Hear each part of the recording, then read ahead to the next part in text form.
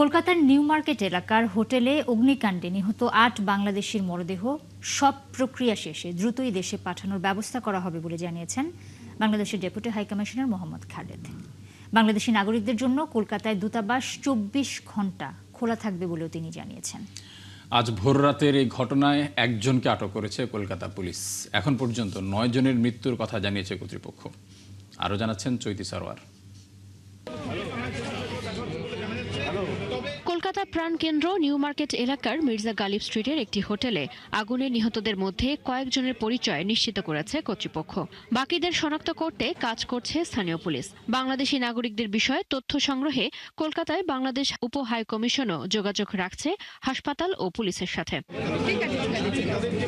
Deputy high commissioner জানান, আনুষ্ঠানিক প্রক্রিয়া শেষে মরদেহ পরিবারের কাছে পাঠানোর ব্যবস্থা করা হবে।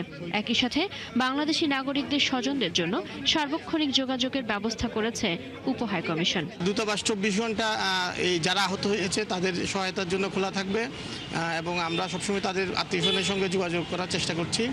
আর ডেড বডিগুলো আমরা আইডেন্টিফিকেশন হয়ে গেলে আমরা অতি সত্বর ওদেরকে বাংলাদেশে ফেরত পাঠাবো।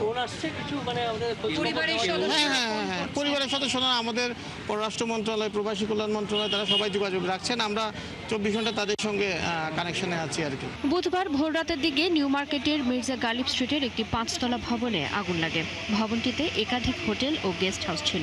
দুর্ঘটনার সময় বেশিরভাগ অতিথি ঘুমিয়েছিলেন। দ্রুত ছড়িয়ে পড়া ঘন ধোঁয়ায় ভবনের ভেতরে আটকা পড়েন অনেকে। খবর পেয়ে ঘটনাস্থলে পৌঁছায় দমকল, পুলিশ ও দুর্যোগ মোকাবিলা দল। কয়েক ঘন্টার চেষ্টায় আগুন নিয়ন্ত্রণে আসে। উদ্ধার করা হয় প্রায় ৮০ জনকে। তবে ধোঁয়ার কারণে ওপরের তলায় পৌঁছাতে উদ্ধারকারীদের বেগ পেতে হয়। আহতদের নেওয়া হয় স্থানীয় হাসপাতালে। ধোঁয়া ছিল তো আমরা আসলে ওইভাবে নিঃশ্বাস নিতে পারতেছিলাম না। তো পরে ফায়ার সার্ভিসের হেল্পে আমরা নিচে নেমে এসেছি। দরজা খুলে দাঁড়াতে ঢুকলে অন্ধকার মিনিট ১০-১৫ পর কর্মী আসে।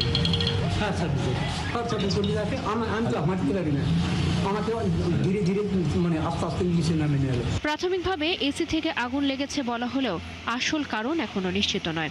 শর্ট সার্কিটের সম্ভাবনাও খতিয়ে দেখা হচ্ছে। আগুনের কারণ এবং ভবনের নিরাপত্তা ব্যবস্থায় কোনো গাফিলতি ছিল কিনা তা জানতে তদন্ত করছে কর্তৃপক্ষ। ভবনটির অগ্নি নিরাপত্তা ব্যবস্থাও প্রশ্নের মুখে পড়েছে। একাধিক হোটেল থাকা ভবনটিতে নিরাপদে বের হওয়ার ব্যবস্থা এবং অগ্নি নিরাপত্তা বিধি যথাযথভাবে মানা হয়েছিল কিনা তাও খতিয়ে দেখা হচ্ছে। এ ঘটনায় হোটেল মালিকের খোঁজে তল্লাশি চালাচ্ছে পুলিশ।